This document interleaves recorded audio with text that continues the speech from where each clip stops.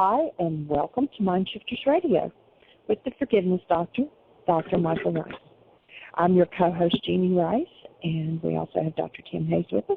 We welcome you to the show. Today is Monday, August the 18th, 2014. Our call-in number is 646-200-4169. Press 1, and that puts you in queue to talk to us.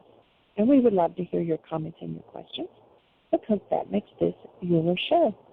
We do already have a caller, but first let's welcome Michael and Dr. Tim. Thank you, dear heart, and welcome everybody. We're delighted that you've chosen to join us once again.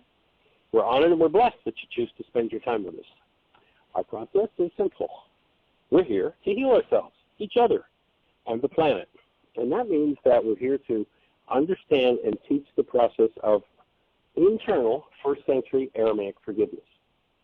It has nothing to do with what you've been taught about forgiveness to date unless you've been taught about this work.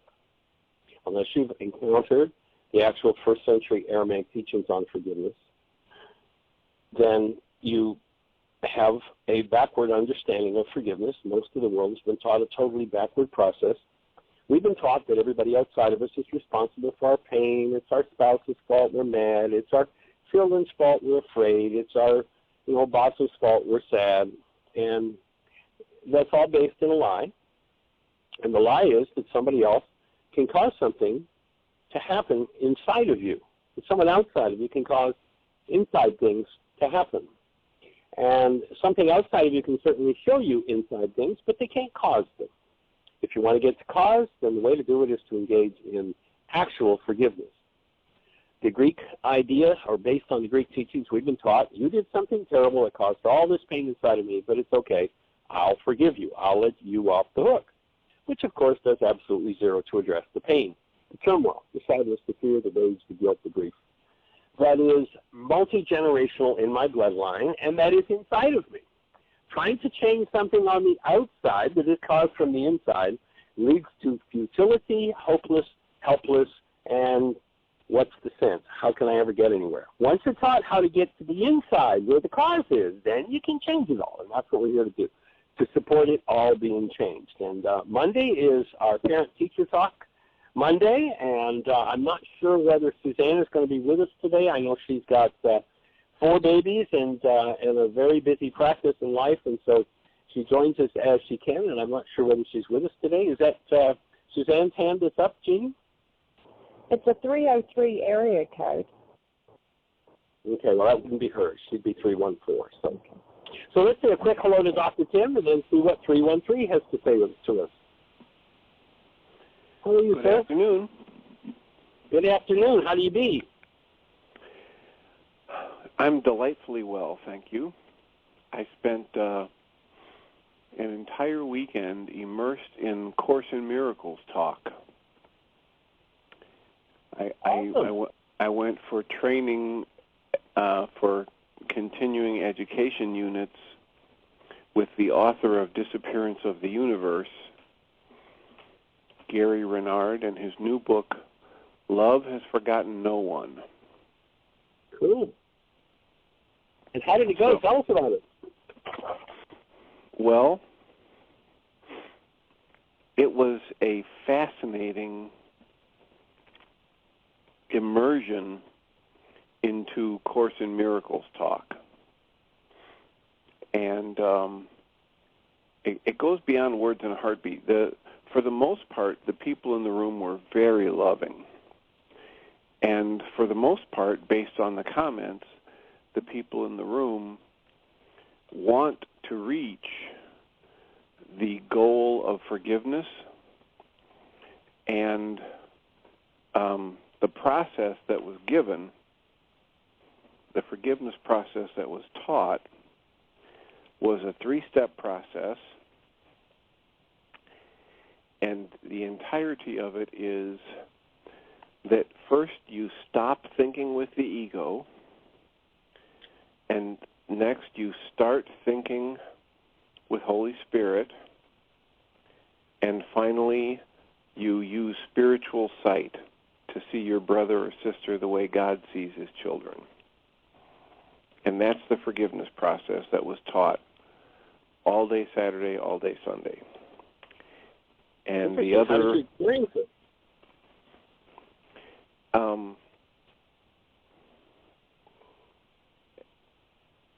As very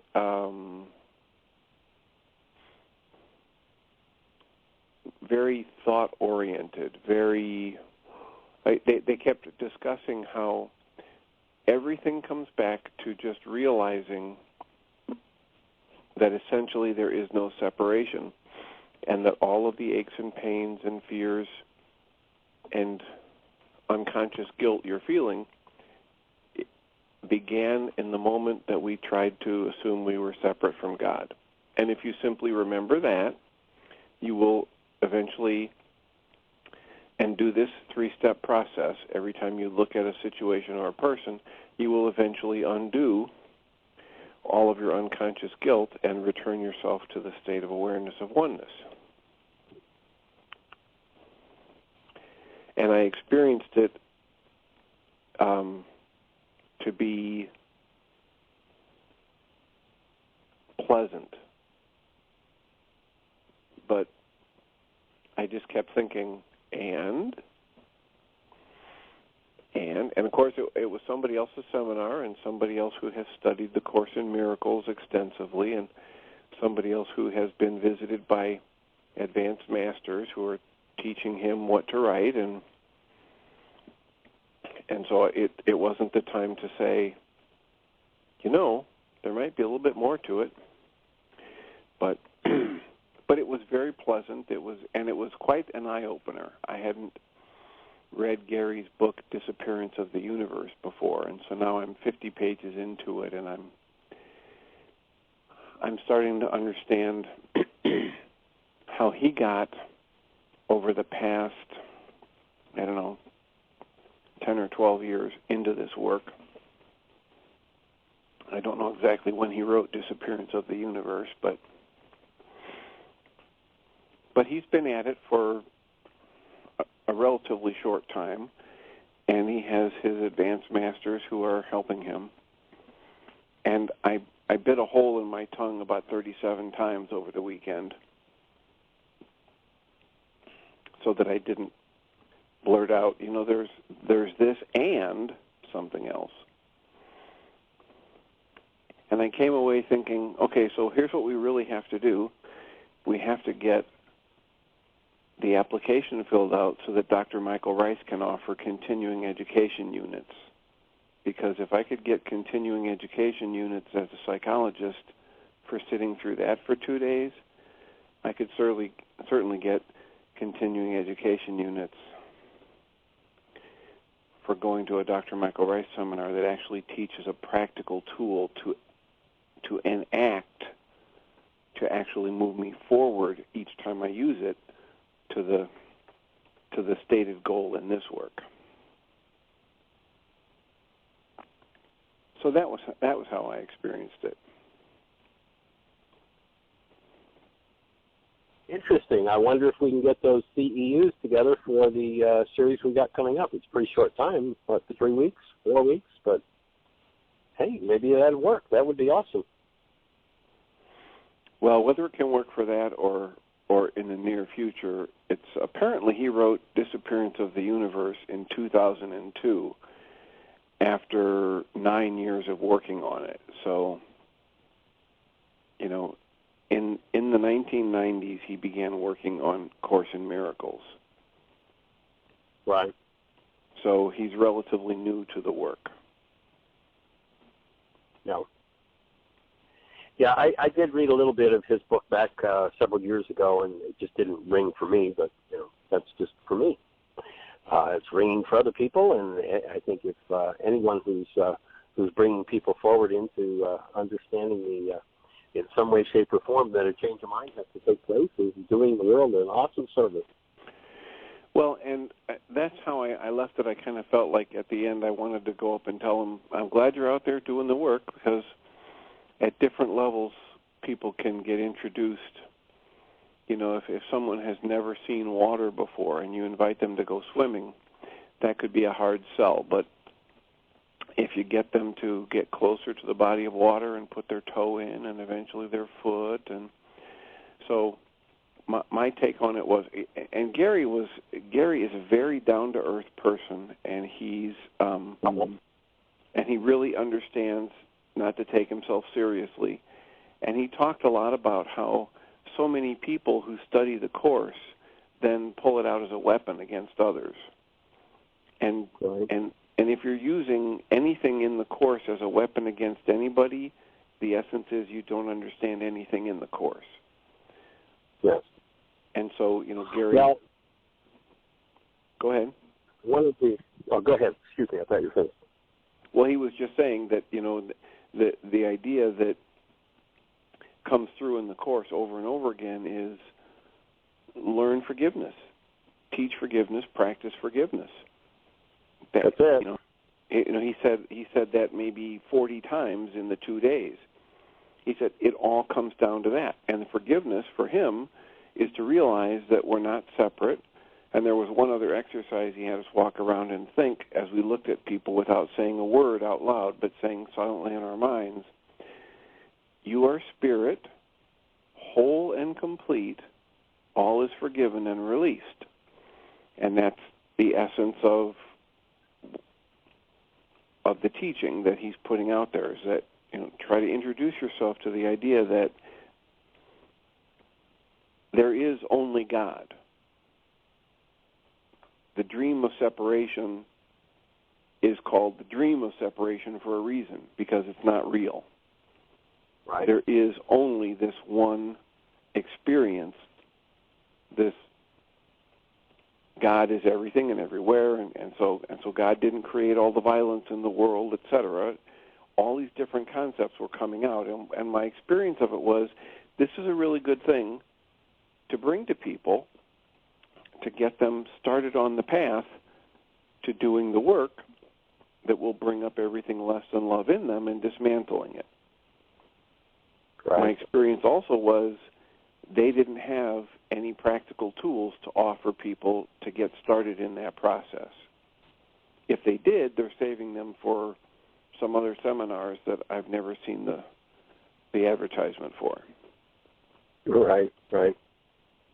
Well, in over 30 years of teaching the Course, I can remember, and I didn't directly confront some of the things that were being said, but I did ask questions. And it goes back about, probably 27 or 28 years ago when I went to one of Ken Wapnick's seminars in West Palm Beach, and he was saying things from the Course that just didn't make any sense from my understanding of the Course, just didn't make any sense at all. And so I asked questions, and that was the first session in the morning, and at the intermission they came to me and asked me not to ask any more questions, so that was the end of that process. But, and when we talk about learning the Course, the last goal of the Course is to learn the Course, which sort of shocks people when they start looking at why that's true. And, of course, the Course says that the truth can't be spoken in words. So how are we going to learn the truth from a set of words on a page when the words on the page aren't true? The Course itself proclaims they're not true. In fact, the Course at one point says, throw this book away and come. It says empty-handed, but I really think it means empty-headed. Come empty-headed. Come free of your reality structure and come into the presence of love, and then you'll be taught directly. And so, to me, the highest essence of the Course is it gives us tools, and if we use it to engage in our work, as you said, learn forgiveness. And that's one of the first things when I teach A Course in Miracles lesson to a group, and you've seen me do that. I get up and in the largest letters that I can on the board that I have, I put, do not study A Course in Miracles. People are like, oh my God, what are you talking about? You're a Course in Miracles study group. It's like, well, okay, just stop studying the Course and learn forgiveness. That's all the Course is about. It's not about learning the Course. So throw this book away. So it's just an interesting dichotomy, and over the years I've never run into anyone who, though the definition of forgiveness is precisely the same in the Course as it is in the first century Aramaic, I've never run into anybody who has seen it or understands it or teaches it. So that would be cool, and I actually would love to get into, and it's not something I pursue, so I'll just wait until the time is right, and I'm sure that if and when it is, the door will open. But for the Course in Miracles community to start asking, because I'd love to present this. The few places where I've worked with people who've been teaching the Course for years, they're just kind of bowled over and just kind of go way back and go, oh my God, what have I been doing? But again, I think it's awesome that somebody's out there helping people build the brain cells so there's a different way to live than the insanity that we've been taught. And to me, that's one of the most important things we can do. So, well, one of the things that hit me very strongly when I was there, I had no idea when I went there that I was going to be walking into a Course in Miracles community. Mm-hmm. I had never read any of Gary's books. My only experience of it was a few people who have shown up in the support group over these years that want to argue about A Course in Miracles and how A Course in Miracles says the world isn't real, but Dr. Rice in his lecture says the world is real, so Dr. Rice is wrong and let's fight about it. Or many years ago, in one of my first years of taking over the group from David Hayes, somebody else came to the group and they had read Gary Renard's book, Disappearance of the Universe, and they had a similar series of arguments. They wanted to sit in the Mindshifter support group and argue against dismantling anger and fear, and they needed their fear to motivate them, to protect them, to keep their creativity going, etc. They needed their anger.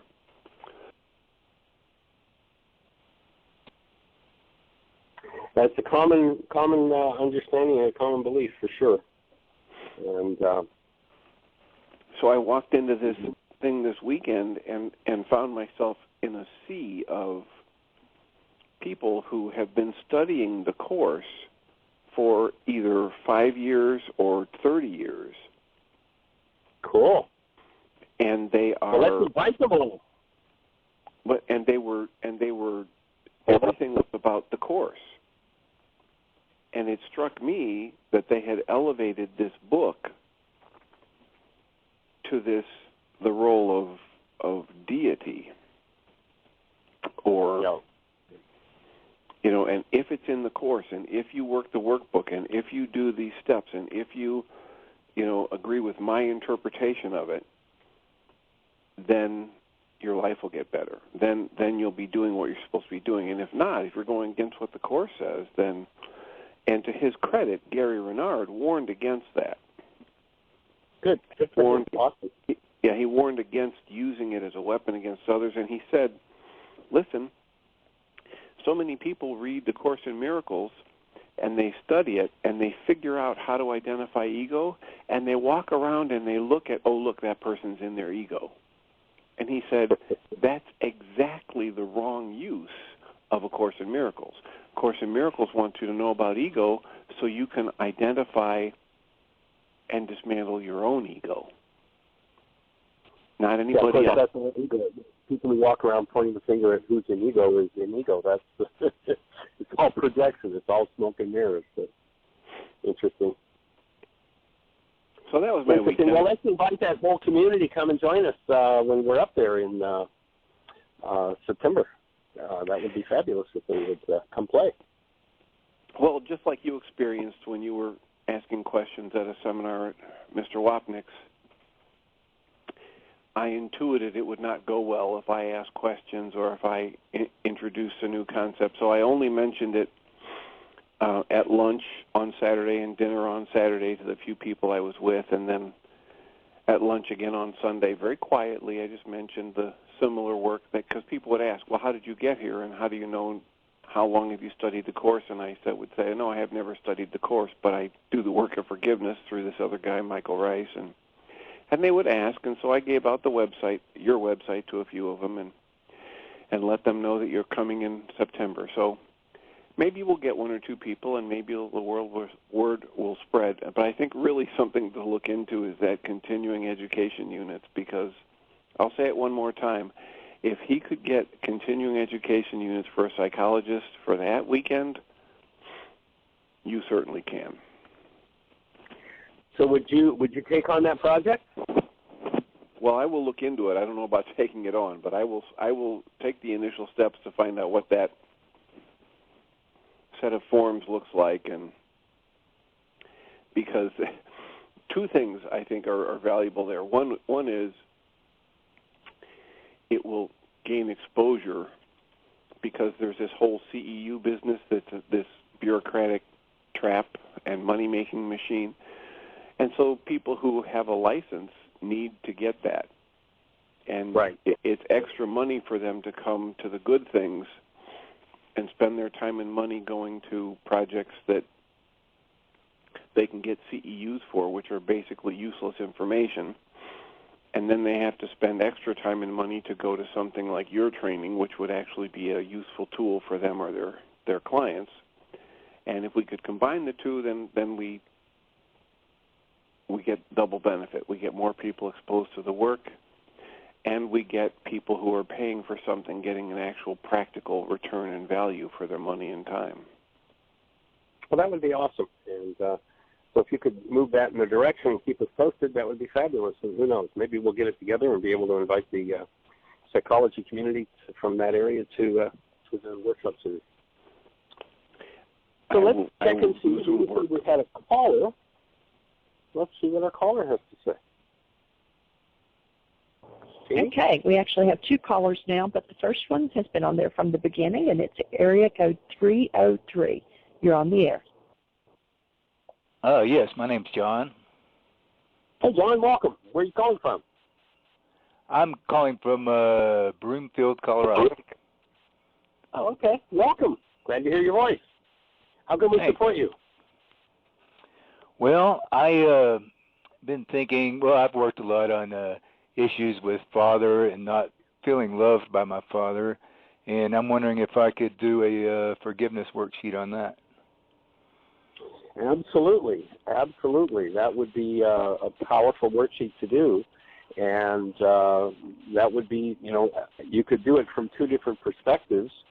You could do it from the perspective of Dad's name being number one, and go through the process. The goal would be, I want my father to love me.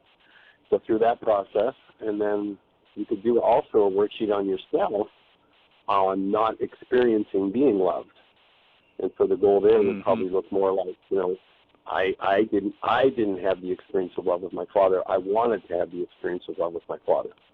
Those two approaches to that topic together would probably take you into some pretty deep places with some consistent work with it.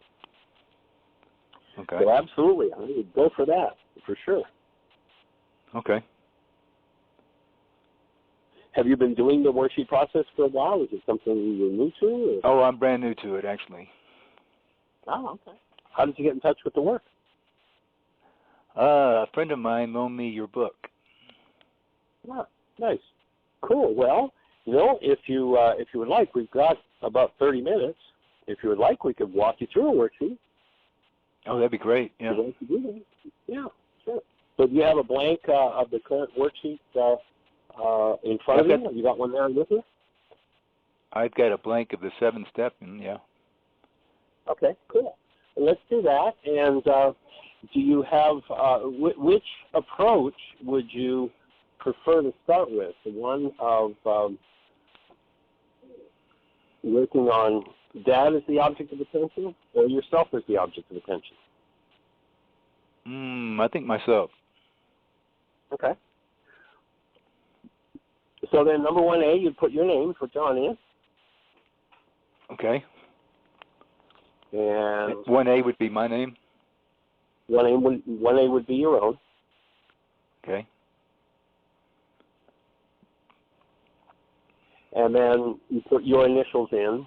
That particular step where the initials is more meaningful when it comes to working on worksheets that involve someone else, because when you put your initials in, the idea is that the reminder is that the worksheet is always about you. So that would be the first step, is pop your initials in there. Okay.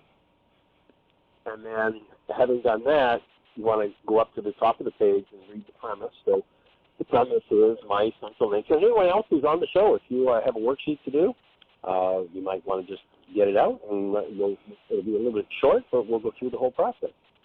So the premise, my essential nature as a human being is love, and then hold the newborn, and the idea of that is to, if you forget who you are, then holding a newborn, you get reminded what love really is.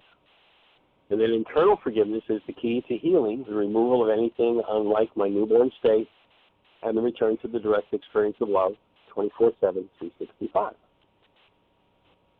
Great. And Okay. then number one, then the next step would be to read to yourself, I love, have, through denial, train my CBM. Do you understand that concept of carbon-based memory?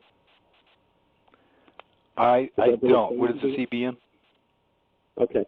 So CBM means carbon-based memory, and that's a new concept that was introduced since the book was published. So it's not in the book, but the idea that we teach there is that my body-mind unit, its essential elemental nature is carbon. If you talk to a physicist, they'll tell you that your body's made of carbon, it's base element. And carbon stores information.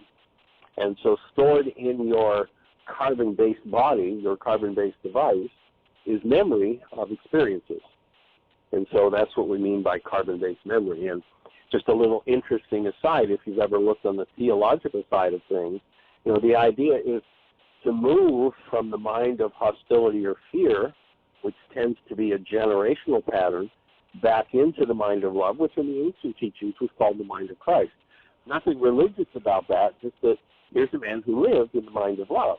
And the invitation is to move back to a mind of love, and the thing that goes against that is whatever's stored in your carbon-based memory that doesn't belong there, hostility, fear, grief, rage, whatever it is. And so we point out that the base element carbon that stores memory from the past, if you take a look at it, its elemental structure, the atomic structure of a carbon atom is 6 electrons, 6 protons, 6 neutrons. There is a number to the beast, and this is physics and physiology, it's not theology. The thing that goes against us living as love is what's stored in our own carbon-based memory system.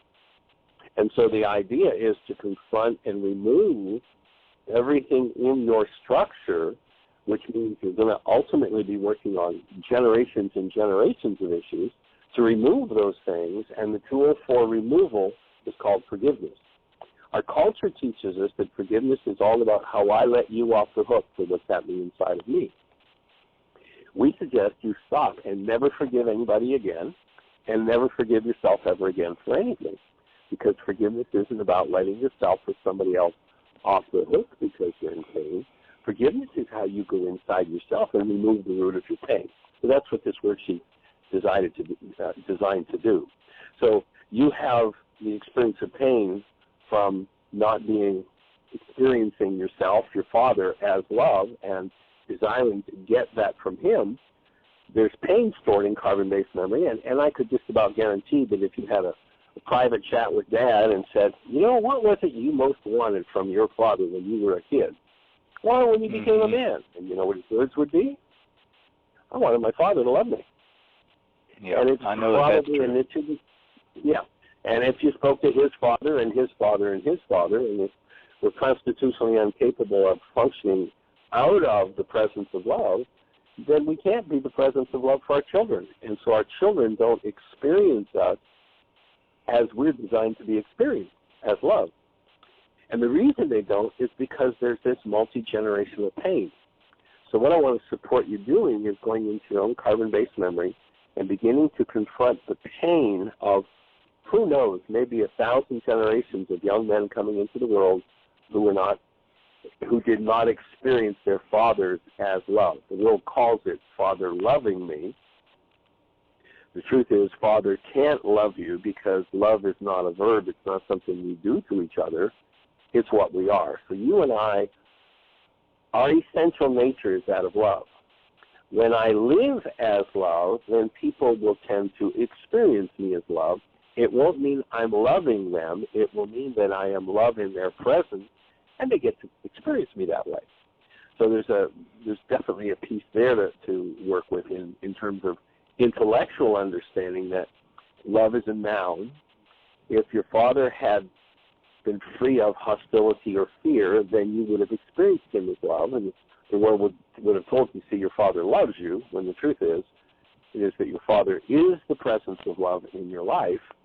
And as you remove the root of the pain around that issue, then whenever you think of Dad, you're going to be able to function as the presence of love. So you will experience and become the presence of love in Dad's presence, whether you're just thinking about him or, I don't know if he's still alive, but if he's still alive, whether you're in his presence or not. So, but just thinking about him, that you'll be able to maintain that presence, actually, even though he's not in his body any longer, will bring healing to him. And I don't know if you have a son or not. Do you? No, I don't. No. Well, if you happen to reach the stage where you do, and you work through this issue, then your son or your daughter will experience you as that active presence of love, and they'll never have to look at why my dad didn't love me. Does that make sense? Yes. Yeah, cool. Okay. So then, number 1B, let's go back to the beginning of 1. 1, I love, have through denial, trained my carbon-based memory, that is my body's mind, to show me the lie, that feelings and my giving up the experience of my essence love are caused by my trigger, and you've named Dad there. What is your projection, your perception? What's the reality? Now, you said I'm the trigger on this. Say it again? You said that I was the trigger on this particular one we're doing. I put my name as the trigger. Okay, we're doing yourself. Okay. So then what is your experience in relationship to Dad? What's your reality? I never got to experience Dad love. I felt I felt a lack of love from him. Okay. So then your reality would be, I experienced a lack of love from Dad. Well, let's see. I experienced it could be 1D. I think I experienced rejection. Okay. Okay, more precise. Good. That's a much clearer piece.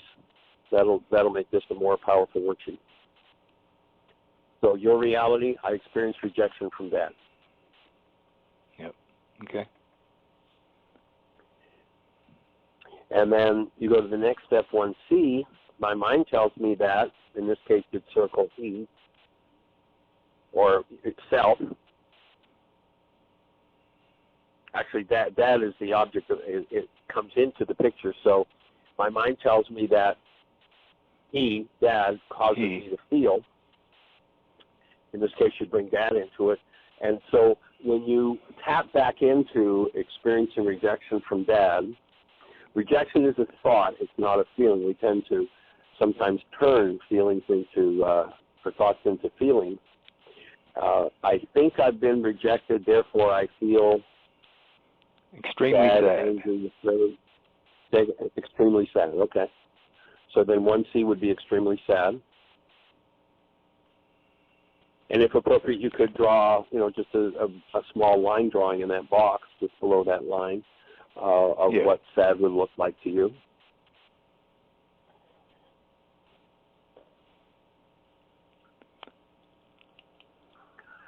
And then number 1D, I think that I'm sad because Dad has rejected me. And I think that it's Dad that causes my sadness. But the truth is, in between me having that feeling and thinking Dad is the problem, there's a thought in my mind. And that thought is the cause of my sadness.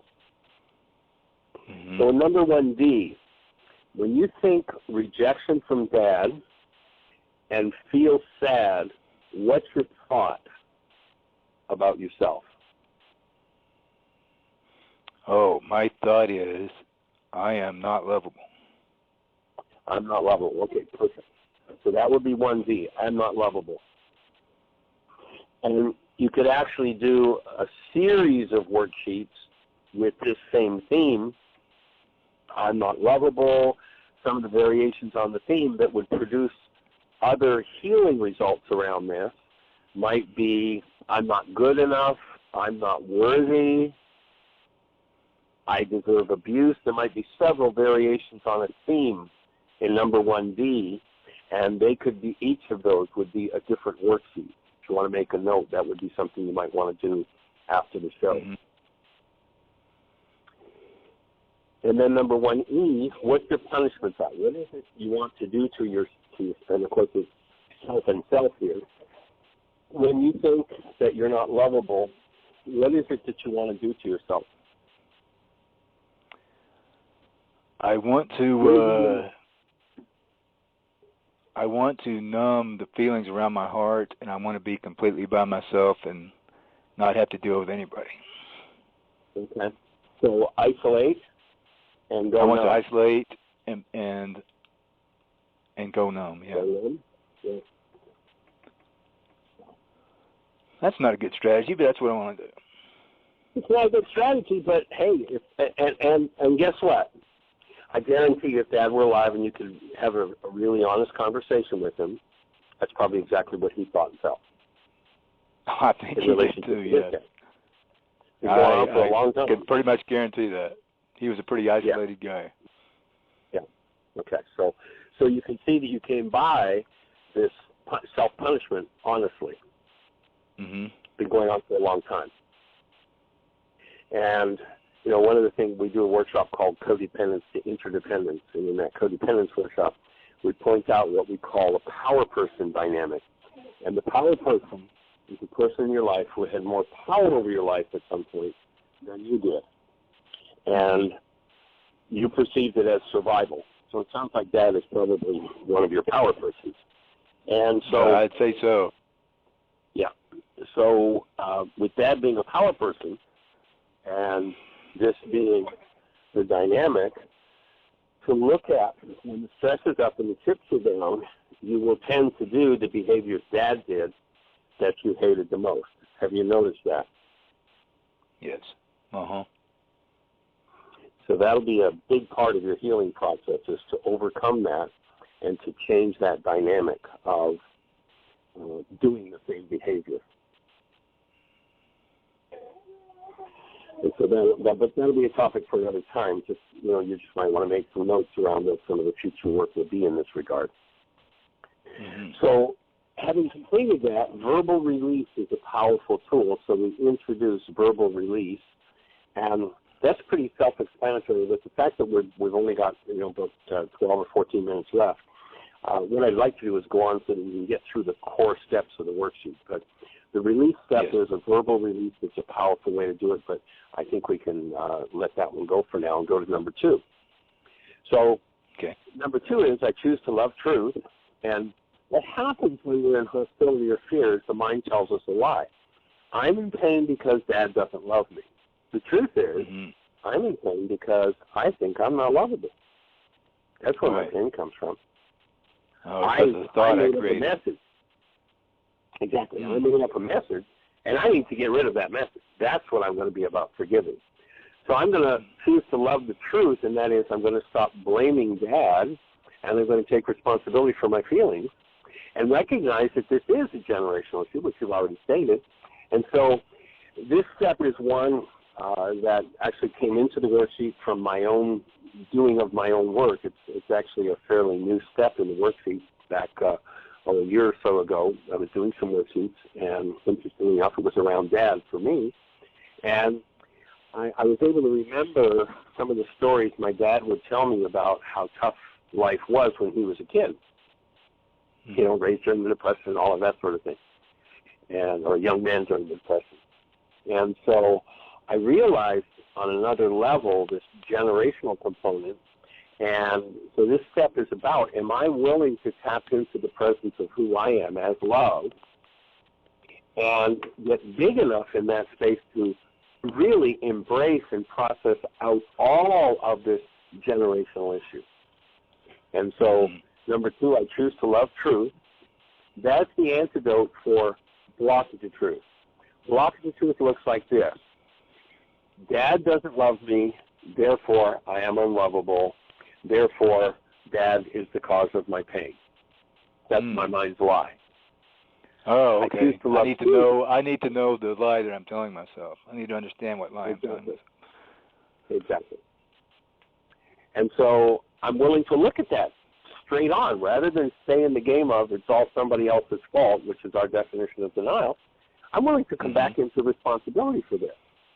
So I choose to love truth. That's the antidote for blockage of truth. And the way blockage of truth works, there's some interesting Harvard research we recount in the Why Is This Happening to Me Again workshop. And we point out that at Harvard they did this research where they measured brain cell firings, and in a time frame where 10,000 brain cells were fired, there'd be 10,000 measurable units of electrical activity, they determined that a maximum of 9 bits of information became consciously available. Very tiny framework. And so when I tell myself the lie, I'm unlovable because Dad doesn't love me, then I fill my 9-bit mind with that lie, and I call that lie the truth, and now I'm in blockage of truth. The truth can't get in. So the antidote for that state of blockage of truth is I choose to love truth. And so as I start to give my mind permission, in every situation that I find myself when I'm railing and, somebody else is to blame and blah, blah, blah, blah, blah, I'm going to stop and choose to love truth. I choose to love truth. And it takes a while to train your mind to go there, but as you do, things become clearer and clearer. So step 2, I choose to love truth and willingly face and process out all disease-producing energies from all my relations, all my generations. And I borrowed that one from the Native Americans who have the term when they go into a sweat lodge, they had the wisdom to know they weren't just working on themselves or for themselves when they said the words Mitakuye-Oshun, for all my relations. And so you might just speak that statement, and that commitment and that willingness to get big enough as the presence of love to process this out for all of the fathers in your bloodline. Okay. I choose to love truth. Okay. Yes. You want me to speak it now? Yeah, I choose to love truth and willingly face and process out all disease-producing energies from all my relations and generations. I willingly go through the physical, mental, emotional symptoms of healing. Yes. So, and that willingness, on an energetic level, whatever we put into the structure in the disease process, as it comes back out, as we release it, it looks the same. So on a physical level, healing looks like any kind of physical symptom you've ever had in low energy. So let's say, just for theory's sake, if when Dad passed the message on to you that you weren't lovable, he did it with his fist, then you might actually experience. Yeah. No, I can tell you, he just did it with a look of pain on his face and disapproval. Right, okay. Well, if it were, as an example with his fist, then someone who's experienced it that way, as they go through the healing process, might actually experience the pummelings they've had. They might experience literally the body letting go of bruises from 40 years ago. They might experience the terror of being beat on. That's what healing looks like. And the willingness to access that energy that's been locked in the system. So for you, it might be the fear of Dad giving you that look that might come up. And what you want to do is be aware that this is an energetic release process, and be careful you don't get stuck there. If you get a really direct, oh my God, I'm right in his stare and it is devastating, to breathe and to recognize that's part of the process of healing. That's how I move through the energy and let it go, and I'm going to keep on track with the forgiveness process and breathing to let that energy go. So that would be the physical, mental, emotional symptoms of healing. So things happen sometimes that, someone who's been beaten might experience literally the bruises and the pain of a beating that happened 40 years ago. The mental anguish, the emotional turmoil is part of what can come up in that process. So this is just a statement of willingness to go there. I'm going to embrace it. Yeah. I'm ready to go for it. Oh, and then I've you been see a going little to it. thing. Okay. So you see a little hand that points over to the right, and I release my need to make up another story out of these brain cells that hallucinate I'm right, and that, to hallucinate proof that I'm right and my fear and hostility-based reality is true. One thing that happens when we go through those symptoms is that the content of the brain cells still remains. I can still remember that happening, but I'm free of it as a guiding force in my life. But sometimes we can get trapped in the game of doing it to ourselves over and over and over again. Dad's dead and gone, so I find somebody else. I go into work and the boss turns his head, and it's just like Dad used to turn his head just when he was going to give me that look. And so this is just to be aware. Okay, I'm gonna cut this game. I'm going to be finished with this. Mm-hmm. And then number 3, what is it you wanted from your dad? Be as specific as you can. I wanted him to. Wait a minute. Actually, pardon me. We're still, the worksheet is on you. I haven't written this down, so the worksheet is on you. So then in this worksheet, what I wanted from me. What's the constructive result from yourself? What was your goal for yourself? I wanted to feel that I was loved in all circumstances, regardless of my dad's behavior. Perfect. Perfect answer, number 3. So just fill that one in at number 3. That's going to make me cry. Go for it. Go for it. That's the idea. If that's what's in there, that's the symptoms of healing. Let it loose. That's what we're here to support.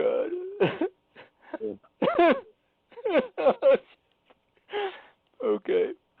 Okay. Go for it. Be with it. Just be with the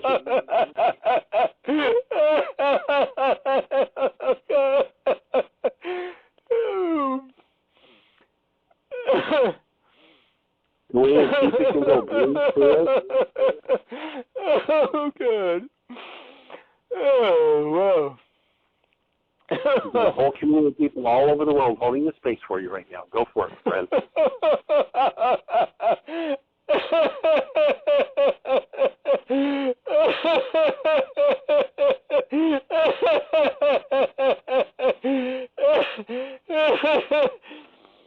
Okay, I feel better. That was fast. And there might be some other layers of that to come yet. Oh, you think maybe? I think maybe. Yeah, I think maybe. So did you get that answer down in 3? I'm sorry? Did you get that answer down in number 3? I did. I wrote it all down. Okay, cool. Okay, and keep breathing. And then in number 4, I choose love, my newborn state, which stirs the love in everyone involved. So what I'm going to do here is I'm just going to stop for a minute, and I'm going to get centered and focused in. Have you ever held a newborn? I'm sorry? Have you ever held a newborn child? Once I did. Okay. If you think back to that newborn and you were to tap into the essence of that newborn, how would you describe it? Pure love and acceptance, I think. Yeah, okay. So can you tap into that pure love and acceptance, which of course is what you wanted from Dad?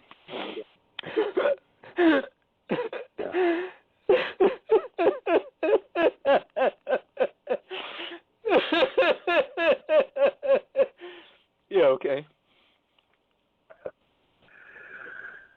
Breathe into it. So then here comes, so I want to tap in. I want to maintain the presence of that energy of love as I allow myself to embrace and tap into that pain part. So just, if you need to, keep keying back into that pure love and acceptance of the newborn. And then reading through 50A, and I'll read it for you if you want to just read along. When upset, my reality, this reality of being rejected or not worthy, is a result of, driven by my goal, number 3, the desire for acceptance and support from Dad. And it's built out of corrupt data. Anything based on hostility or fear we classify as corrupt data in the mind. It is a limiting picture constructed of a mass of 9 bits of data out of 10,000 brain cells firing in my carbon-based memory.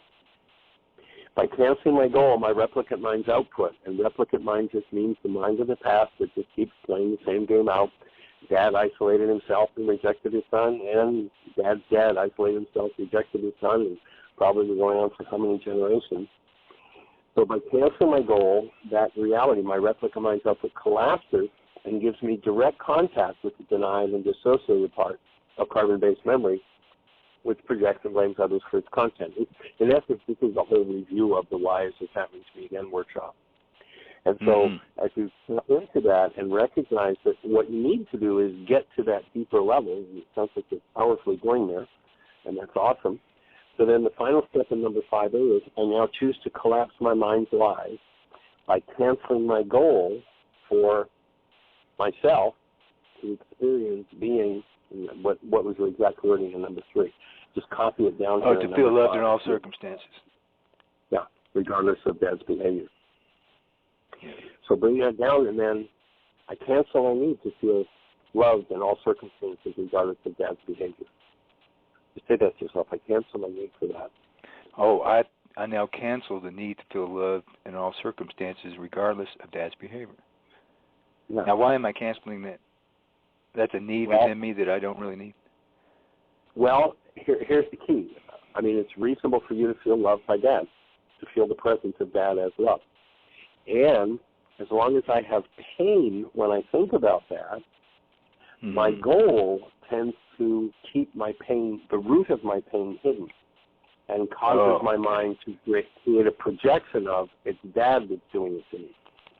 And so when I cancel the goal, what happens is it's the goal, even though it's a wonderful, constructive goal that's reasonable, it's the goal that actually recruits from the hidden part of my mind this pain.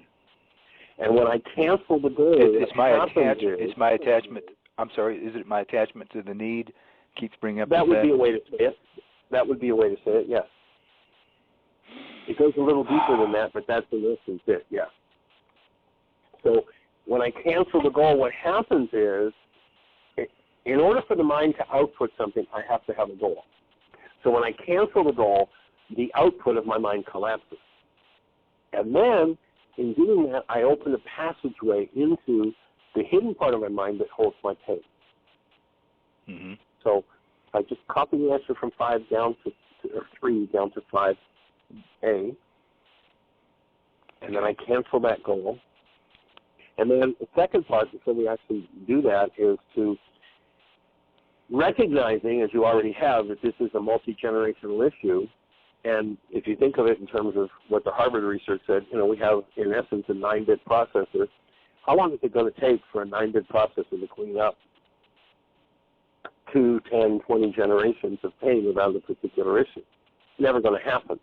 What Yeshua taught 2,000 years ago is that there was, so to speak, a super processor within us.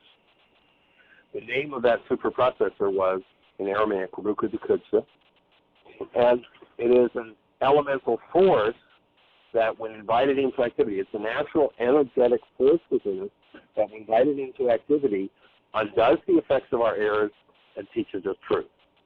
It's like a super processor that can reach right down to our genetic code and process out that generational pain of rejection with others.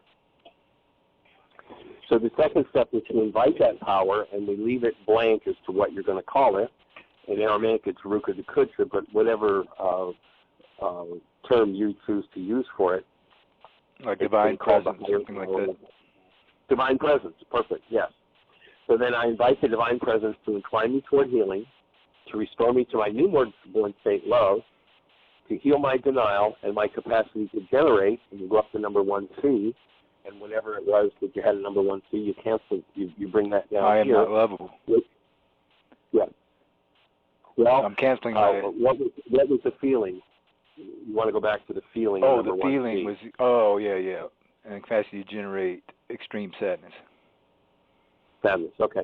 So this is a I can place do where without that. I'm willing to totally and completely let go of sadness, to be free of sadness. I'm sorry, say it again. This is where I'm willing to be totally and completely free of sadness. Great. So I invite Ruka, the short form it's a Ruka, to incline me toward healing, to restore me to my newborn state love, to heal my denial, my capacity to generate sadness. help me open a direct conscious relationship with and gently remove the dissociated and projected parts of my carbon-based memory. So I'm asking for support in removing these places that hold this pain and sadness. So how about just doing that two-step process? The last sentence in 5A, I cancel my need. I now choose to collapse my mind's lies by willingly canceling the goal for number 1A for me to experience being loved. Okay. In all circumstances, regardless of what Dad was saying to me.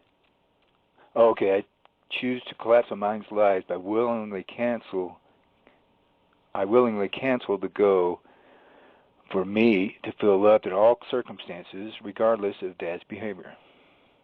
You can breathe on that one.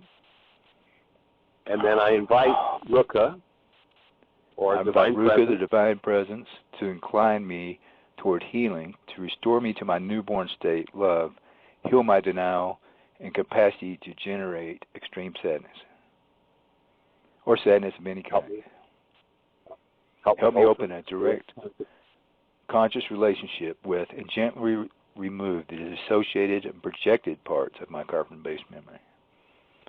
And now just take a moment and just breathe and just let yourself feel.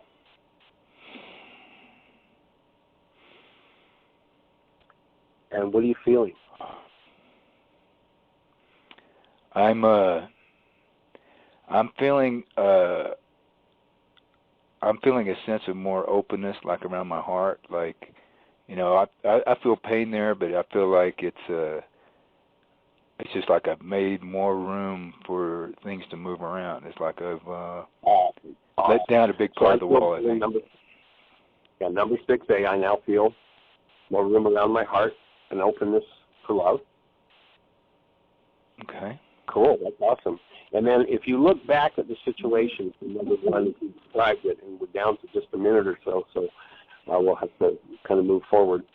But if you look back in number 1, if you think about that situation now, how does it look to you, that first scene that you wrote about in number 1? Experiencing rejection. I think I feel more. I feel a lot of sympathy for Dad. It's like I'm not centered on myself. It's like I'm looking at the situation rather than looking at my own pain. Cool. Good. So it sounds like compassion's coming into this thing. That's fabulous. Yeah. That's what I put in there. So I've got compassion. I see that. I feel compassion. Yeah. Yeah. That's how. Okay. Awesome. Nice shift. And then, because our time is so short, I'm going to just give you a short, brief instruction on 6 and 7. 6C. Look at times in your life. Ask to be shown times in your life where you violated the goal to experience yourself as love in all circumstances. When you've done that to you, and that will tend to help open a deeper level of compassion. And then a really key step in the whole process is once you let go of a goal, you want to replace it with a goal that comes from love. And so number 7, you want to tap into what would be a goal that you could hold toward yourself in this circumstance. And we do have to close the show. I'll be glad to start the show tomorrow with this very issue. So if we want to finish this last piece, call in first thing tomorrow. Yeah, I might like to do that. Just delighted. Delighted you called. Glad to be supporting you. And we'll talk to you tomorrow. Blessings, everyone. Have the best year yet of your eternal lives. Nice gift to give the world. Bye-bye. We'll go back to the idea we were speaking of, and that is that when we can't tell the difference between what's going on between our ears, that is our perception, our reality, and what's actually happening in the world, we tend to take the contents of our minds and pretend that it is caused by or is actually something that is out there, caused by something out there, or that it's actually something that's out there. And until you can distinguish between the two and develop a perceptual system that supports your human life, that supports the active presence of love in you 24/7, 365, whatever's going on, challenge, you've got a problem. The key tool in being able to clean up the perceptual system is the tool of first century Aramaic forgiveness. When we speak of forgiveness, we're not talking about letting somebody else off the hook because your perceptual system is serving up to you some sort of pain, turmoil, trauma, confusion, what have you. We're talking about the tool with which you clean that system, with which if there's content in it that doesn't belong there, you get to go in and you get to clean it out. It's called forgiveness. The tool for changing or removing content from your mind that never belonged. What quality of content, would be an obvious question then, Michael, should I be removing?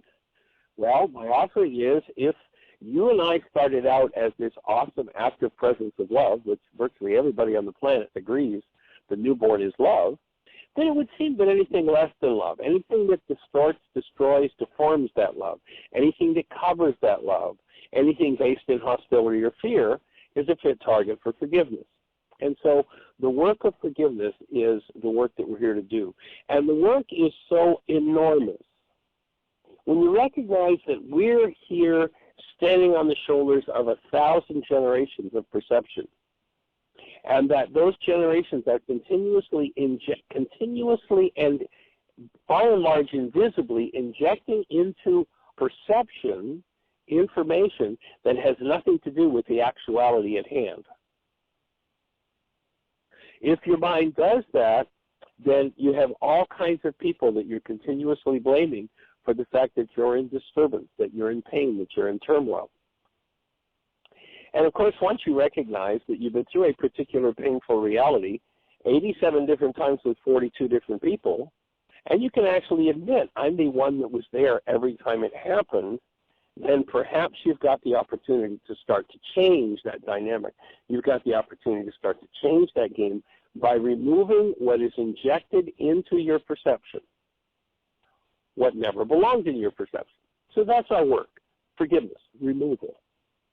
We as a group here at Heartland last night, we've got a few days off between intensives. We actually start on Friday if anybody's ready to take your work to the next level. We're going to have an awesome group here. We've got 9 and perhaps 10. There's a 10th teacher that's considering being here. We haven't heard back from her yet, but looks like that's a possibility. So we'll have some rocking energy for the healing process.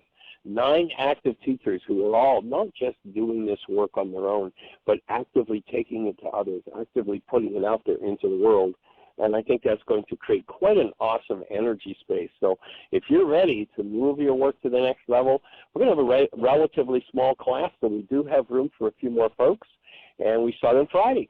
Friday afternoon, we'll have arrivals. Friday evening, we'll serve dinner and do our opening session. It's a 16-day Laws of Living. So if you'd like to participate in that, we'd be come and join us.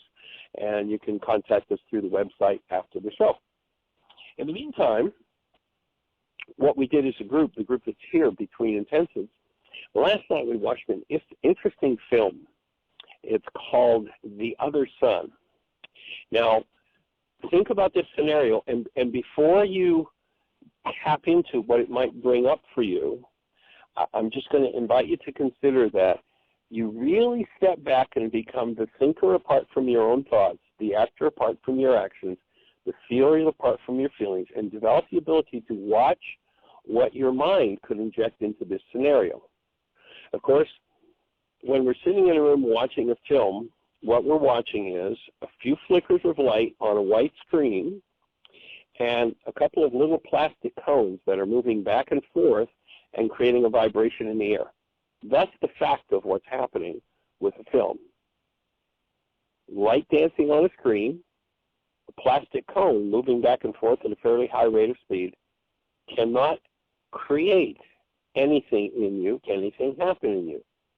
But because it's energy and frequency, if there are frequencies that match, that are resonated by those flickering lights and that cone moving back and forth, that speaker, then those things can trigger in you energies that you might want to look at and decide whether they really belong or whether injecting into your perception they might distort your mind. So think about this scenario. There are 2 families. Each of them has a son that's 18 years of age, and they love their sons. They're raising their sons in their own way, in their own community, in their own culture. And, you know, both families are fairly well, doing fairly well financially, and so they're fairly comfortable. One son lives in, France and is going to finish off his BA and is getting ready to go to medical school. The other son is actually getting ready to go into the military. So this is the scenario, and when the young son that's getting ready, the 18-year-old that's getting ready to go into the military, goes through his medical exams, they discover that his blood type, because both of his parents, of course, have been in the military, they discover that he can't be the child, the offspring of his parents because of his blood type. They start to do some research.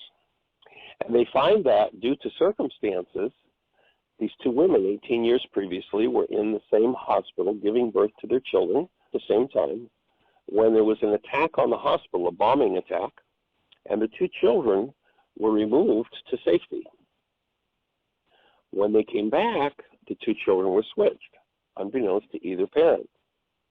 So now it's 18 years later. So imagine you're in your happy home in Israel, which is what one of the children is Israeli, and his father is high up in the military. He's a colonel. His mother is a doctor, so they're living a pretty good life. The other son, his father is an engineer, but is in Palestine and is forced to be a mechanic because of circumstances there. He's actually an engineer, but he can't practice his engineering trade, and he's a mechanic. Musician, pretty happy-go-lucky person when he's into his music, but otherwise, carrying on in a fairly nice lifestyle. So now, when they start doing research, they find that the Israeli child was switched with a Palestinian child. So now there's a family of fairly wealthy, upscale Jews who for 18 years has been raising an Arab boy as their own son. And then this fairly upscale, not as upscale as the other, but fair for the community they live in, this pair of parents have been raising their Arab, and they've been raising a Jewish boy for 18 years as their own son. The Arab boy, who's Jewish, has a brother who just dotes on him, who loves him, who's always taking care of him. He's 18. His older brother looks like he's maybe 25. When his brother comes home from school, he can't stop hugging him. He receives graciously the gift of a T-shirt that his brother brings, and it's just obvious and clear. He's proud and delighted and cherishes his brother. So get that scenario in your mind, and then we're only going to change one thing. And the only thing we're going to change, everything else is identical. The only thing that's going to change is one piece of information in everybody's mind. And the change is, I find out that I'm Arab and I'm raising a Jewish boy as my own son. And in the Jewish family, I find out that for 18 years I've been raising an Arab boy as my own son. It's the only thing that changes. Now, we had someone in the film last night that was watching it, and the comment was, "What a depressing movie." I said, "Really?" So let's see. A few flickers of light on the screen and a plastic cone bouncing makes this depressing. Or, and the invitation would be, if you can imagine being in that scenario, what would it bring up for you? What would that one piece of information, if you were mom or dad on either side, if you were either one of the young boys, or if you were the older brother, what would that bring up in you? What would be injected into your perception? And the person who made the comments about how depressing it was, followed up with, yes, well, look how impossible it is, look how hard it is, look how difficult the situation is.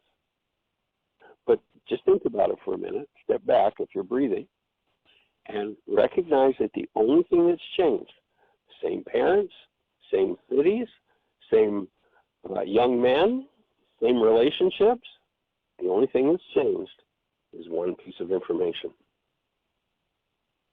And now we have the son who cherishes his younger brother, loved his T-shirt, hugged him, great display of affection when he came home from school, hates him, can't stand him, can't go near him, can't look at him, can't deal with him. Tells him he should just go be a Jew, just go back over there, go back to your home. You don't belong here. You never were one of us. You know, here's this kid who, 10 minutes before is just in love with his brother. One piece of information. He's been taught so much hate that he can't fathom how this is the same person as he, quote unquote, thought he cherished and loved just minutes before. Think about that switch in his mind. One of the comments I made to Jeannie in the process of watching the movie is, thank God for mothers, because the two mothers were able to, while they were in pain and turmoil, can you imagine what's going through a mother's mind? Perhaps guilt. How come I didn't notice they changed, that they switched my son? Perhaps, who knows what might go through, what realities each mother might have. But through that, they were able to still hold a space of caring and concern for each other, although technically they're supposed to be enemies. An old family feud that's been going on for too long on the planet, that's all it is. All of this is based in an old family feud. But these two women are able to have some compassion for each other. They're able to exchange pictures. They're able to show concern and care for each other. The father, who's the military man, he just wants to forget it. No, it never happened. He wants to go into total denial. It never happened. No, we are not going to tell our son. He's our son, that's it, and everything's going to carry on as per usual. The father in the Arab country, in the Arab arena, his son comes home from school and he's laying under a car, working on his car, and normally he'd be jumping out and hugging and kissing on, and he just kind of rolls out and says, yeah, I'll be with you in a little while, cold, and he can hardly look at his son. If you can imagine yourself in that scenario, with one little piece of information changing, how much turmoil and trauma it would cause. If you think about forgiveness, and you could change one little piece of information in your mind in a positive direction, how much turmoil or trauma might disappear from your world? That's our invitation with this work. And very powerful scene. You can jump on Amazon and order it. I think it might be on Netflix. I'm not sure. I think somebody told me that it was on Netflix. But watch it and imagine yourself in that scenario, and then keep going back to it, because it's very easy to become emotionally involved. The two young men actually become friends. They get to kibitz with each other, and they use sort of slurs with each other. The Arab to the Jew and the Jew to the Arab. They use slurs, but they do it in a gentle, respectful. It's like, well, if I were brought up over there, then you'd be brought up over here, and boy, would things be different? It was pretty nice the way the two young men handled it and worked it through. The conclusion of the movie was pretty cool too, because each of them basically says to the other is, well, now that I'm living your life and you're living my life, it gives me much more incentive to live it well. What kind of a life are you living? Do you live it well when you look at your spouse? Do you hold that space of active love, of cherishing, of caring and concern that you had when your relationship started? Or have you hooked so many things up in your mind to your spouse that when you look at them, your mind injects all sorts of feelings and trauma into that relationship? Do you look with those same cherishing eyes upon your children as you did the first day you held them? Do you look with cherishing eyes on your parents, on the stranger? And of course, the upshot of the film is that here are these two young beings called love, totally worthy, totally capable of love, but having been brainwashed by a culture into some form of hostility or fear. All of a sudden I realize, as the Jewish parent, and this is the military man's mind, that I am raising in my household the epitome of the enemy of the person I'm supposed to hate. What do you do with that? The father I've been raising and hugging and kissing on for 18 years, the epitome of the enemy. Where does this, is this whole idea of an enemy an injection from the past in our minds that needs to go? Because the truth is, these are just two beautiful beings that, just like you and I, and everybody that you and I know, yes, including the person you call the enemy, the person you have all kinds of evidence against and can prove how dastardly they are, all started out the same. We all started out as this awesome active presence of love. And if we could but realize that and then begin to be responsible. What's the opposite of responsibility? The opposite of responsibility is when I talk about you as causing something in me. You made me mad. Have you ever said that to somebody? You made me sad. You hurt me. Have you ever said to somebody, you really have a problem? Well, my question for you is, if they're the one with the problem, why are you the one with the pain? I'd offer if you have pain, it's because in your structure, in your genetics, in your history, in the contents of your mind, there is pain. And it is possible to free yourself from the influence of that. It is possible to return to the state of total, complete presence of love, 24/7, 365. No matter who you look at, no matter what movie you watch, no matter what's going on in your world. We're here to offer that that's possible. Is it easy? No. All you will have to handle in order to do that is every rage, every guilt, every grief, every fear, every terror, every trauma, every hatred, every vengeance in your bloodline. That's all you have to do. Now, I say that, of course, tongue-in-cheek, but the truth is that's what you'll have to do. And many people say, well, Michael, that just seems too hard. That just seems like too much work. Well, it is effort. It's not hard. Life gets so much easier when you can remove those injections from past. The really, truly hard way to live is in rage and guilt and grief and hate and fear and an angry story about anybody else, including yourself. That's a hard way to live. But for most people, living that way is absolutely effortless. It takes no work whatsoever to live in hatred if you have 1,000 generations of hatred in your genes. Bang, it'll be easy. It'll turn on in a fraction of a second. And you'll think that it's because somebody out there deserves your hatred. My question to you, if you think there's anybody out there that deserves your anger or your hatred or your vengeance or whatever it is, if there's anybody out there, the question that I ask you is, not do they deserve it, but do you deserve it? Because you get the original, they get the carbon copy. And they may not be home for delivery. Every energy that you source, that you engage in, you literally inject into your genes. You literally inject into your whole energy system, and you get the impact of it. It's a big lesson to learn that one. And then, piece by piece by piece, forgiveness process by forgiveness process, to remove grief, rage, fear, pain, and anger. That's what we're here to support you in doing. And let's say hello to Dr. Tim. Young man, how are you today, sir? I'm doing quite well, thank you. Awesome. I was enjoying the conversation, and I remember talking about that story when it first broke and then the movie.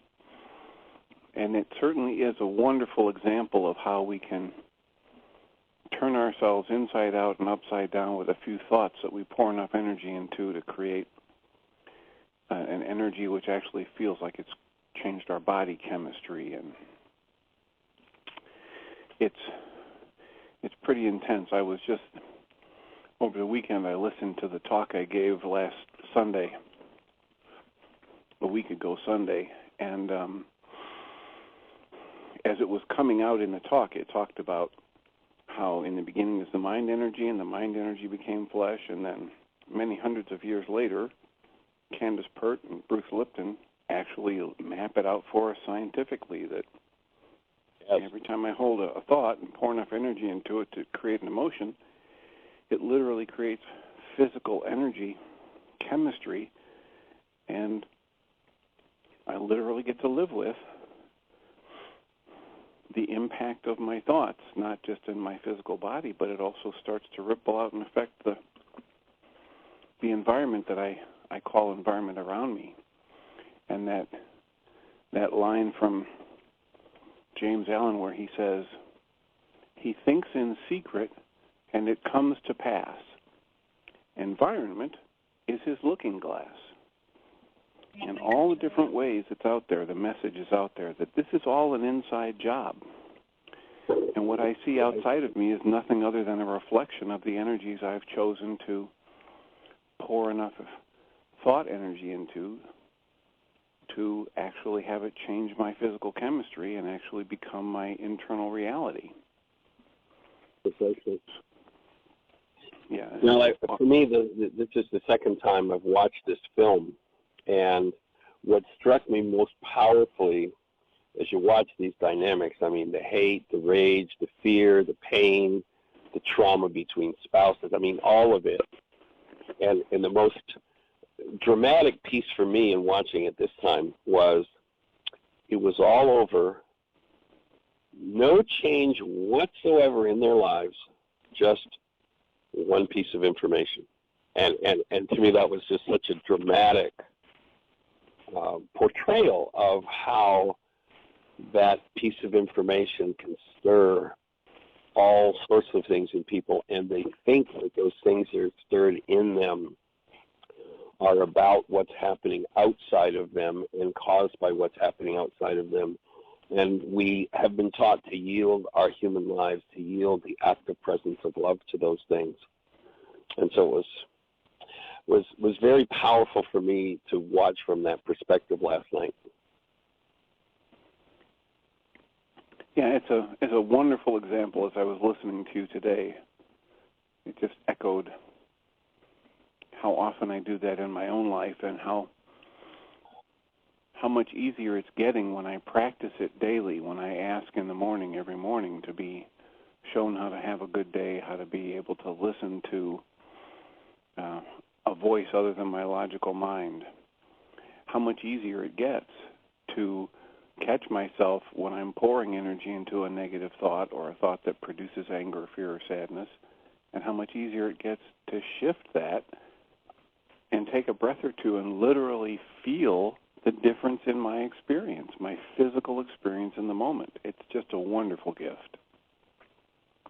Right. Julie, I don't know if you remember a show maybe a year or so ago came on, and she talked about energetic devotion. It was kind of a term that she coined in regard to that. And when we have an energetic devotion to something, just how deeply it impacts everything. And that when we weaken the energetic devotion we have, we can forgive those dynamics. And, of course, we can't forgive what we can't see, so life has to deliver to us the circumstance that brings it forward for us to see it.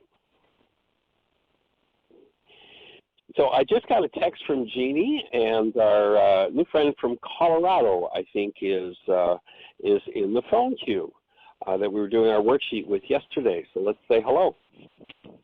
Hi, I'm here. Good. How can we support you, sir? What's the upshot been of that workshop from yesterday? Worksheet from yesterday. Well, how's that? It showed me these worksheets actually work. I mean, this is the first time I did one, so it was quite impressive that, wow, it really did shift something in me, and that pain can be replaced with compassion, and it's not that difficult to do. Yeah, it's really, it always still amazes me. I've started teaching that process about 35 years ago. I really didn't understand. We back then had a pretty primitive worksheet compared to today. I really didn't understand the why and how of it, but it always still just amazes me when I invite somebody in to do those steps and watch the changes that occur. It's monumental, isn't it? Oh, absolutely. Cool. And did you finish off that? We had to go through that last step pretty quickly. Did you complete that one? Did step 7 make sense? No, actually, I wanted some help with that. So. Okay. So the idea of step 7 is, of course, the principle that's delineated there. Well, first of all, we really kind of skipped over 6C. Did that one make sense? Let's see. How I have violated number 3. So with that step, well, sort of. I could use some clarification on that one. Yeah. Once I have changed or shifted how I feel, and as you noticed yesterday, you went into a state where you had an opening around your heart and were able to step into some compassion. So I document that, the result of the forgiveness process, directly in number 6A and B.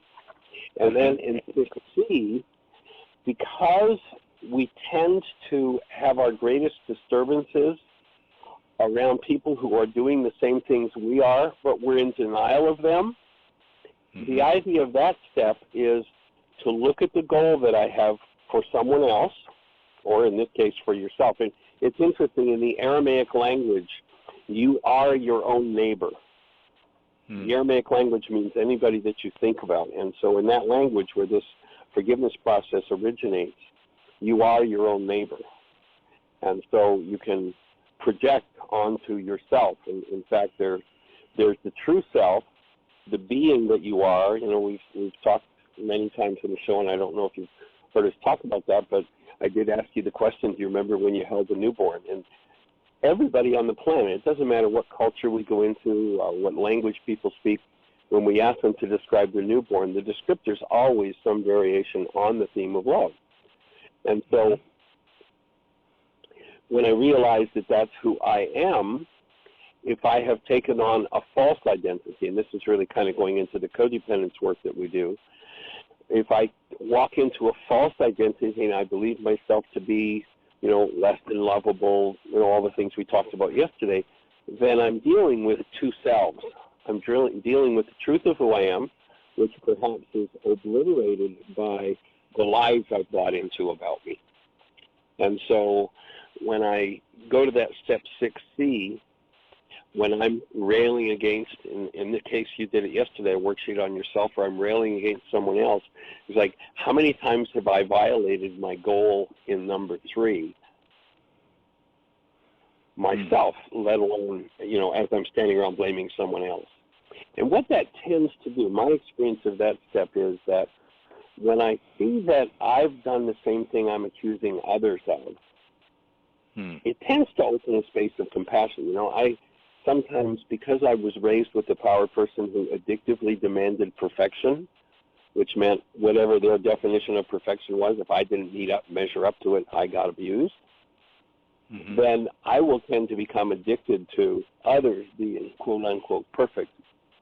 When I do that step in the worksheet, I get to see that, I'm not so perfect. Who am I to be insisting that someone else be perfect?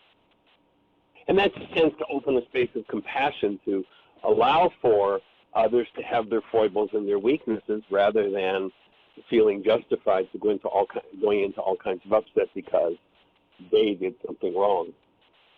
Does that make sense? Yes. Okay. So any other questions on that piece of the process? Well, maybe I could ask, specifically how this might apply to my situation, because I wanted to feel loved no matter how my dad was behaving. That was my goal, was to feel loved, whether he, expressed love to me or expressed, whatever, lack of love. So now, how have I felt? And that was my goal in number. Yeah, that was my goal in number 3. So I guess I need some help in figuring out how I have violated number 3. So that might look like, 30 years later, I'm in a relationship with a woman and, my stuff is up. I'm in some sort of hostility or fear. Mm-hmm. Something happened that I didn't like.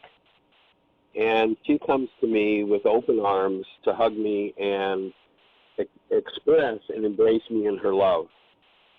Mm-hmm. And I don't receive that. In my hostility, I push her away. Oh, okay. Well, I probably so that might be how I violated the goal. Here's somebody totally open arms, ready to love me, but because I'm in my stuff, I push it away. I refuse it. Right. I reject it. Yep. Got it. See what that would look like. So that, again, the tendency is when you start to see that, then you can move into a little more compassion. One of the ideas of this worksheet is to bring human attributes into view. The main human attribute being that of we are the active presence of love. That's the truth of who we are. Another of those attributes is compassion. And the reason that I put that particular step in there is because I found through the years that that type of, process, looking at that, opens a space of compassion for other people. Mm-hmm. Make sense? Oh, yes. Okay, cool. So then number 7, a principle of the universe is that by giving, I first get the original. So as Dr. Tim was talking about, there's a cell biologist named Bruce Lipton. And what Bruce shows us is that when we think a thought, that thought literally turns into a molecule. A literal molecule shows up in the structure. That molecule circulates around in our structure until it finds a cell with a receptor site, and then inserts itself into the cell and shows up in the cell as chemistry. So when I source a thought, when I source a mind energy, that mind energy literally becomes my physiology. So my physiology doesn't distinguish between whether I'm thinking this thought about, Charlie, my father, my spouse, or myself. If I think the thought, it literally injects chemistry into my cells. So I get the original. If I have a thought, one of my favorite statements, and I forget who it was that I first heard this from, but years ago somebody said, hating someone else is like taking a poison and hoping they'll die. Right. I get the original. So this first, the step 7 is to recognize that principle. What I originate, my physiology doesn't distinguish. It just shows up as my chemistry. Mm-hmm. And then I want to move into the person I'm doing this worksheet on. In this case, it was for yourself. So number 1A, and you name yourself, I acknowledge us, or me, for choosing gratitude. I'm willing to shift into, as opposed to I'm all upset because this terrible thing happened, is, I can see where this has given me the chance to open my heart and create healing on another level. What an awesome opportunity. So shifting into gratitude moves the energy on another level into healing. And then the second one, you see the little checkbox between gratitude, then truth. I think I explained yesterday very briefly the whole idea of blockage of truth, and that is that there's some Harvard research that says that in a time frame where 10,000 brain cells fire, the max amount of data that goes into conscious awareness is 9 bits.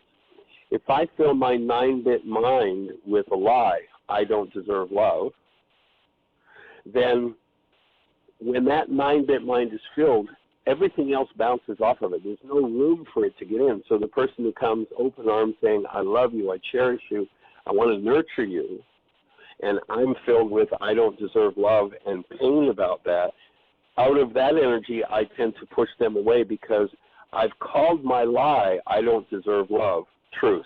Mm-hmm. Once I fill my mind with a lie and call it truth, I'm now living in a state that we call blockage of truth.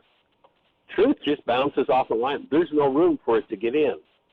So this step is about giving your mind permission to show you the truth. So I'm acknowledging us for choosing gratitude, truth, and then perfect love. And perfect love in the ancient Aramaic, it's actually a fairly detailed explanation, but we'll make it simple. In the frontal lobes of the brain, there's a filter that in Aramaic is called rachma. The word has been translated as love, but it has nothing to do with love in any conventional sense of the word. It's actually a filter over intentions that allows only intentions keyed to love to be used by my mind. And then there's a second filter in the back of the brain. In the front lobes of the brain, we have intention stored. The back of the brain, perception is stored. In Aramaic, they understood this, and they had a word that described the filter over perception. It was called kuba. Kuba, the filter over perceptions, allows only units of perceptual memory keyed to love to be used in forming my reality. And so I'm choosing to set these filters at this stage. I'm choosing the two filters set together were called perfect love, and if you've looked into the scriptures at all, you might remember the statement that said perfect love casts out fear. That wasn't some kind of theological understanding. What they were saying was, if you have Rachma and Kuba set, if you have these filters set, you can be standing in front of the worst disaster in the world, and your mind will not be able to produce a fear-based reality. You will stay connected to the active presence of love, and by staying connected, you'll have compassion, you'll have all your human attributes to get available, and you'll live and behave differently than you would if you were stuck in some form of hostility or fear. So each time I do a worksheet, I'm reinforcing that I'm choosing gratitude, I'm choosing truth, and I'm choosing perfect love. And then, out of that state of love, I want to structure a loving goal based on the issue, the goal that I identified in number 3, in this case to experience Father's love, whatever state he's in, or being embraced in love. So now, you're going to structure a goal based in that toward yourself. So if you were to think of yourself in a state of upset, what would be a goal that you could hold that would help you take you back to a loving space? Okay. I don't know. My mind's not getting there. Okay. So for me, it might look like I choose to realize who I really am. Mm-hmm. So I make a commitment. I've got a goal to realize in every circumstance that the truth about me is love. Okay. And that I deserve that. So that might be what that might look like. Yeah, okay. And then if you were doing, we talked about doing 2 different worksheets, one on yourself, it could be one object of attention, and a different healing result would be produced by doing the same worksheet for the same issue around Dad. And so in number 7, it might be, and Dad, regardless of the state you're in, regardless of your hostility or fear, I choose to encircle you, to embrace you in my love. I choose to keep my love present and embrace you in that, which is probably something, based on our conversation yesterday, that your dad probably never experienced in his life. Not a lot, no. Yeah. So that might be what number 7 would look like on the worksheet that you do on Dad around this issue. Oh, yeah. Well, that's very simple. Yeah. So that's how forgiveness works. And then there's, if you look in the little box on the right, it's kind of like a completion point where I'm going to commit to love. I commit to living a human life. To help achieve this, I do a mass canceling of all the times I wanted number 3 from someone. So now I'm going to go back and I'm going to look at, I wanted this from Dad. I wanted it from my mom. I wanted it from that first woman that I dated. I wanted it from my buddy in high school. I wanted it from my college roommate. And so the line down below that says initials, I just put their initials in. And, it's kind of like you've got the Inertia movie. You've got that goal canceled. And so just look at anybody and everybody you've ever held that goal for and hadn't achieved it, and do a mass canceling for all those relationships. And that just opens another space for healing.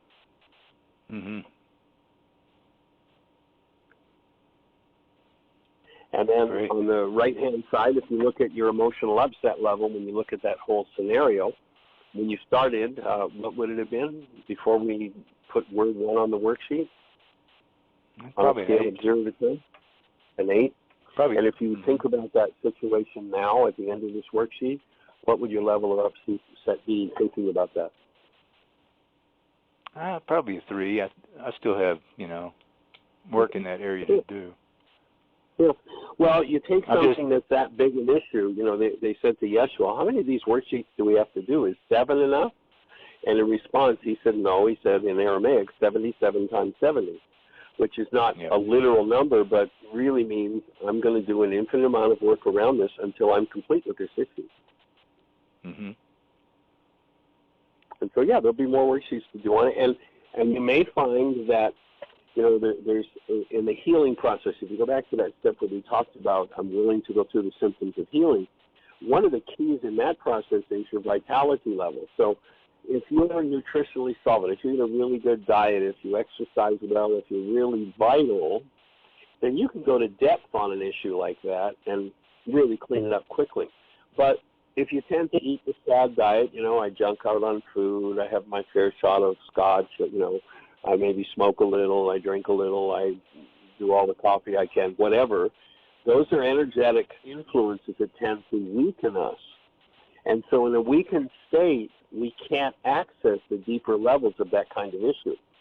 So as you mentioned that, it was an 8 when you started this worksheet, and that may be the last time you'll ever see an 8 around that.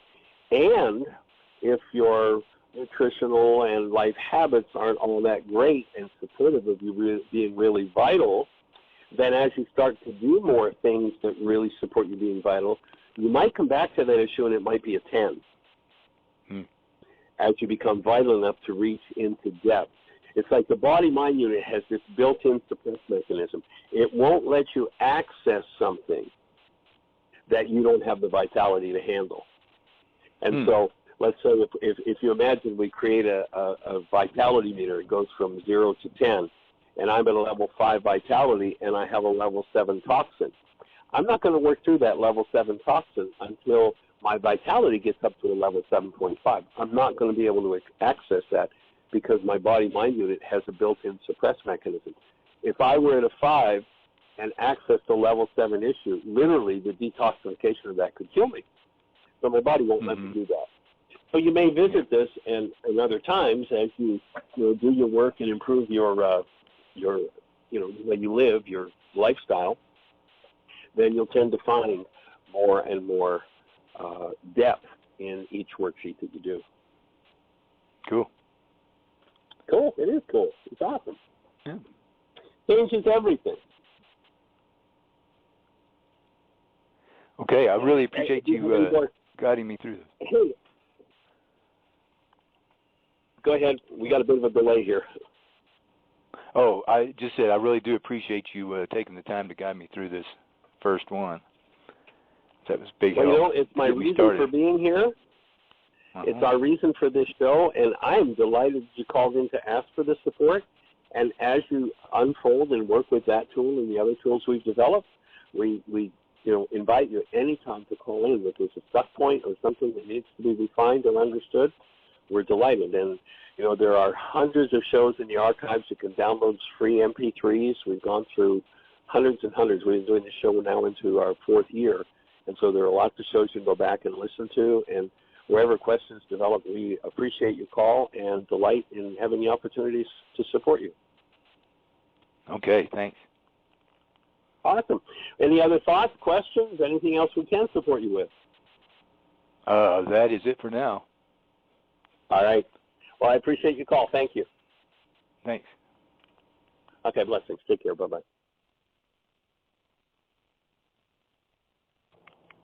Six 200-4169.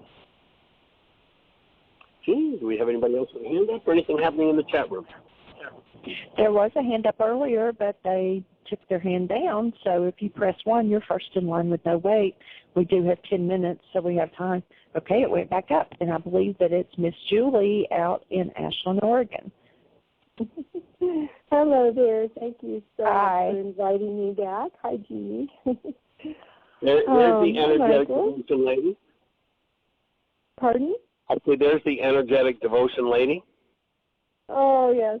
Yes, thank you for mentioning that today. That's great. You know, before the caller called back today, I was thinking a lot about what you were saying about the movie, but I also want to acknowledge I'm so glad the caller called back. I can't remember his name right now, but you?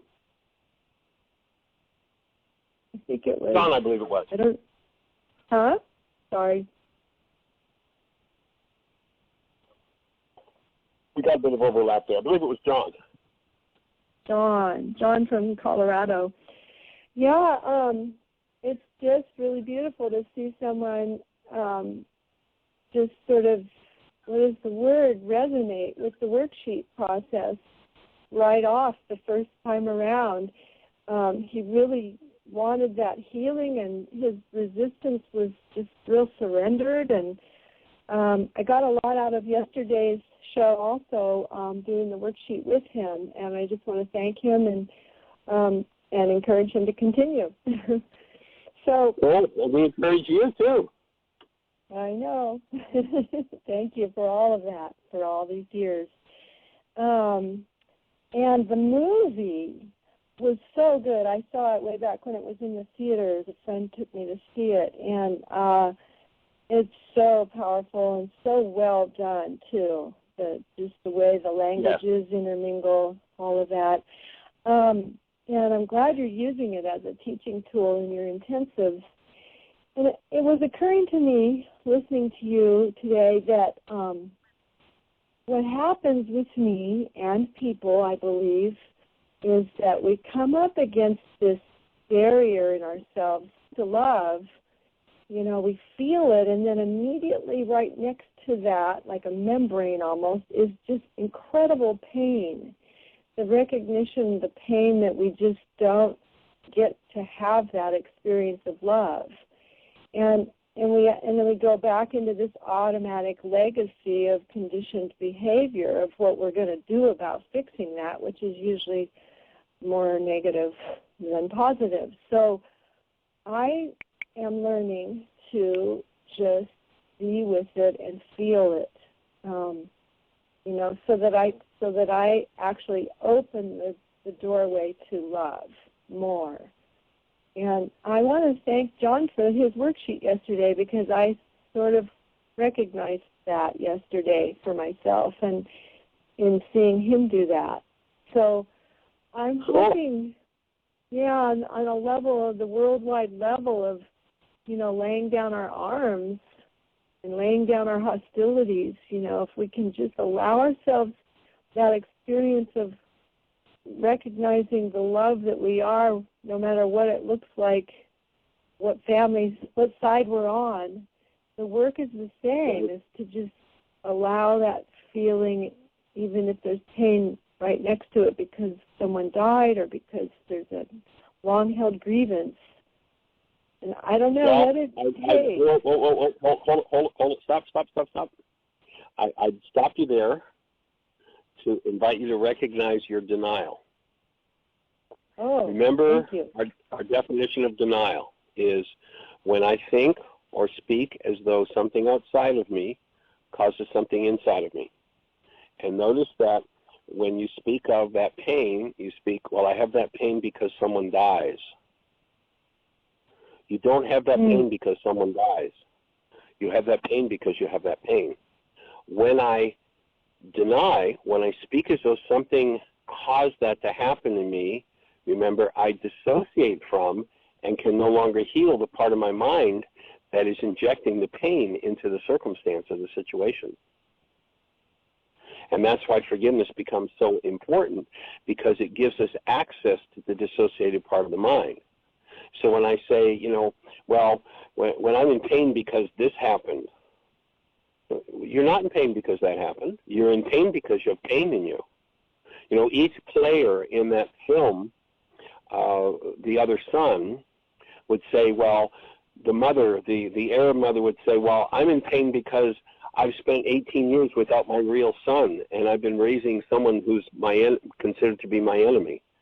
the Jewish mother on the Jewish side would say, well, I've been 18 years without my son. That's so painful. The father says, oh, my God, what are my friends going to think? Oh, my God, what are my military buddies going to think? Oh, my God, what do we do?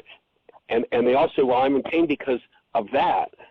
But all of that is invisibly injected into perception because it's there. And the power and the beauty of the forgiveness process is, and I can't fathom how Yeshua came to understand this, that he could give it to us, and that fortunately we're discovering it 2,000 years later, that he knew that the way to access that was through this forgiveness process, the way that we could access directly and remove what didn't belong. To me, it's just mind-boggling that he knew that, and even more mind-boggling for me personally that I got the privilege of being able to find it and understand it, be introduced to it and understand it from the Aramaic perspective, and then have the opportunity to teach it on a global scale. It's just, the appreciation that I have for that is huge. And so do all of but us. Beware the mind's denial. Just the slightest thought that makes me, leaves me unable to change that part of me that I most want to change. And when I heal my denial, when I think about, oh, someone died and that brought up a lot of pain for me, now I can see that my pain is mine, and if I choose to, I can remove it. Thank you so much, Michael. Yeah. And I think that, the pain that people seem to have around death doesn't have much of anything to do with death. It's got to do with all the unresolved issues they have around that person, all the things they've never dealt with in relationship to that person who leaves. And if we do our work around that, then instead of there being a pained response to someone who's going on the next level of their voyage, there would be a joyful party and send-off. You're welcome. Yeah. Which intensive are you in that you are bringing that movie to? Actually, we're in between intensives. We don't start until Friday. We begin Laws of Living on Friday. And so we've got a crew here, the support team, and Michael Coughlin stayed over, so he's here. And so we'll start on Friday with Laws of Living. Awesome. Thank you. And it's no time for you to get a last-minute ticket and get your buns out here, Oh, Michael, my pain that's resonating that I need to clear out, it's not clear yet. It's all about money. I don't have the money to do it. Uh-huh. I know you work things out, but even the airfare, or driving or whatever, I haven't worked it out. Uh-huh. That's it. That's all it is. No? You never know. You might just catch a last-minute, discounted air flight. Who knows? Who knows? You're right. Who knows? I'll cancel my other goal and I'll create a new goal. Thank you. It's interesting. Magda shared with me the other day that it goes back a week or so ago that she moved here. She's our neighbor now. She lives just down the road. She and Chuck, and she had put her house up for sale back in Asheville and was having difficulty selling it. And she's done a lot of work around that and around abundance. And she shared with me. We actually met with them yesterday. We were doing a birthday celebration for Chuck. And she shared with me during dinner that she very quickly sold the house when she listed it. And then after selling it, she did some things she was guided to do. And, her abundance issues kicked in, and she ended up getting $5,000 more than her asking price and $5,000 more than the contracted agreed price for the house as her abundance kicked in. And so you never know if you change your mind. One little change of mind can change everything. And so we're delighted that everybody's with us. We're down to the last few seconds, so I'm going to need to close the show out. And we sincerely appreciate everybody who joins us. If you're ready to take your work to the next level, intensive starts on Friday. Laws of Living, 16 days. Come and join us. Bring a stranger to the show tomorrow, and in the meantime,